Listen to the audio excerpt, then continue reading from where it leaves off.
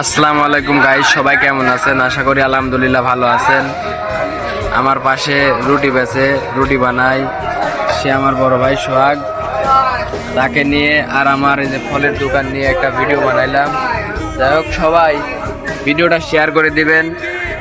ভাইয়ের উদ্দেশ্য একটা, যে ভাইয়ের রুটিকে ভাইরাল করতে হবে।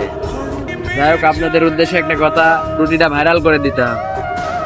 সবার প্রতি ভালোবাসা ও সালাম থাকলো। সবাই ভিডিওটা শেয়ার করে দিবেন। ধন্যবাদ।